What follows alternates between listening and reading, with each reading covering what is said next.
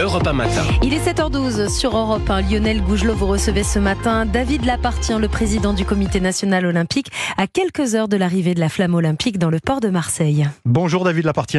Bonjour. Alors cette fois, ça y est, c'est le grand jour, la flamme olympique qui arrive ce soir à Marseille.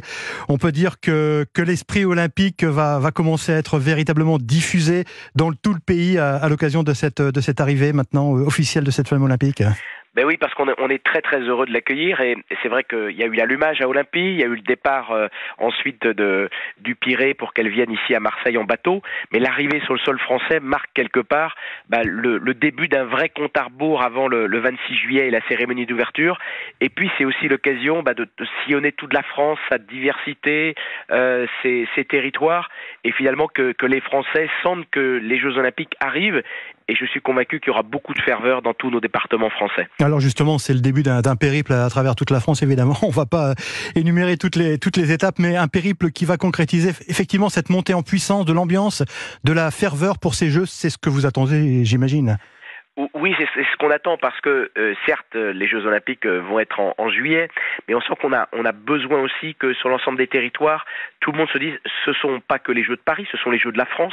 D'ailleurs, il y aura des épreuves un petit peu partout, et le fait de pouvoir sillonner la France, c'est aussi une manière, on va dire, de faire en sorte que l'esprit olympique règne un petit peu partout. Beaucoup de manifestations seront organisées en faveur du développement du sport, des concerts, enfin plein de choses autour de l'arrivée de la flamme. Et dans une époque où le vivre ensemble est important, eh bien on est aussi convaincu que finalement ça va apporter de la fête, de la joie, du bonheur, de la mobilisation de tous les sportifs locaux, tous les élus, toutes les associations, les bénévoles. Donc c'est formidable. Parce que cette ferveur, vous ne la sentez pas peut-être encore véritablement, David Lappartient. Il faut qu'il y ait le petit déclic d'une certaine façon. Alors la ferveur, l'attente, on la sent, mais si vous voulez, il faut la toucher à un moment donné.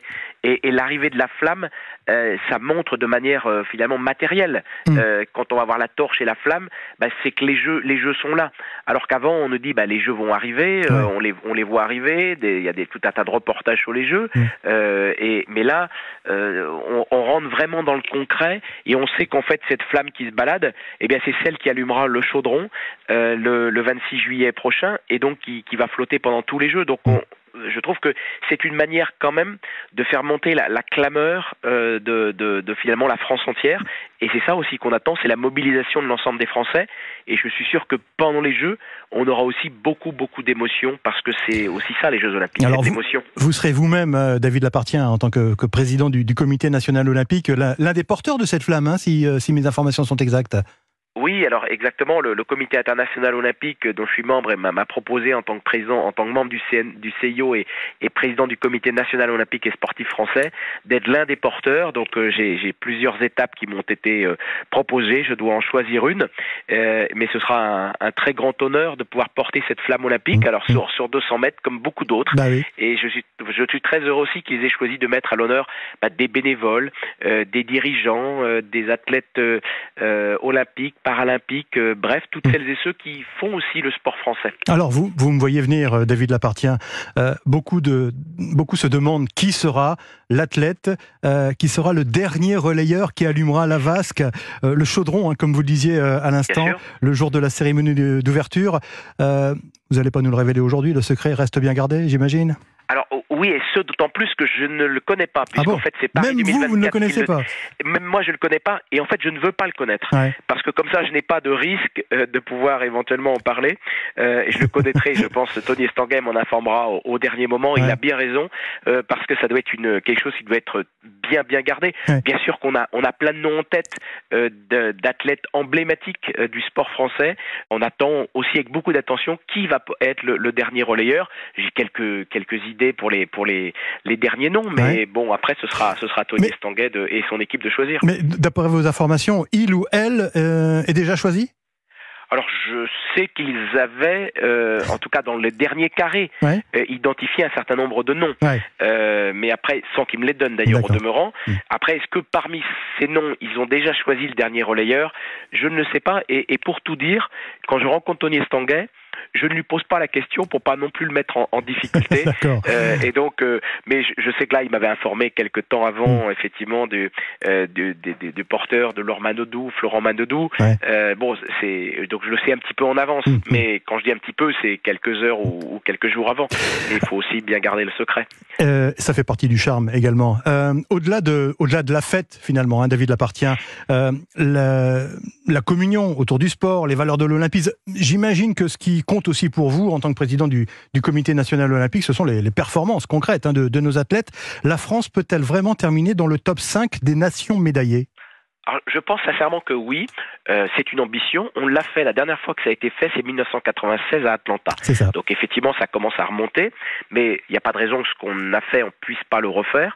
Ce d'autant plus que nous avons une délégation exceptionnelle, 565 athlètes, ce qui nous met, avec la Chine et les États-Unis, dans les 3 premières nations en nombre de participants, peut-être même la 2e serons-nous. Et donc, statistiquement, on a plus de chances d'avoir des médailles, et nos athlètes performent. Vous regardez dans les sports collectifs, dans les sports individuels, on a aujourd'hui un sport français qui est conquérant, performant, et il ne faut pas oublier 2 choses. Il y a quand même l'avantage maison, et puis donc avec des stades qui seront aux 2 tiers français. 2 tiers des billets sont vendus à des Français, donc quelque part ce sera un peu cocorico dans les stades. Et puis nous au CNOSF, avec l'État, avec l'Agence nationale du sport, nous avons mis aussi en œuvre les moyens pour que nos athlètes puissent se préparer dans les meilleures conditions et puissent pendant les Jeux en bénéficier. Alors justement, vous êtes au contact, hein, j'imagine, depuis des mois, au contact des athlètes qui se préparent depuis des mois et des années à ces Jeux de Paris. Vous percevez justement ce surcroît de motivation des Jeux à la maison? Ou alors au contraire, est-ce qu'on ne pourrait pas craindre que c'est un effet un peu inhibant, quoi, finalement, de concourir ici en France, pour les athlètes français, bien sûr? Alors, il y a naturellement une certaine pression. D'abord d'être sélectionné en France, tout le monde veut y être, mais aussi de gagner. Il faut être en capacité de supporter la pression, c'est évident, mais pour d'autres, c'est des manières de décupler la motivation. Je vais prendre un exemple, Estelle Mosley, championne olympique de boxe en 2016, qui avait non pas raccroché les gants, mais qui ne faisait plus on va dire, de tournoi amateur olympique, et finalement qui a décidé de revenir pour être championne olympique. Et donc, c'est une motivation exceptionnelle que les Jeux soit en France, par exemple pour une athlète comme elle, mais bien d'autres athlètes aussi. Donc moi je pense qu'au contraire, ce sera une belle motivation. Donc il y aura un effet maison d'une certaine façon, un effet domicile pour les athlètes français. Dans quel sport vous avez le plus d'ambition finalement?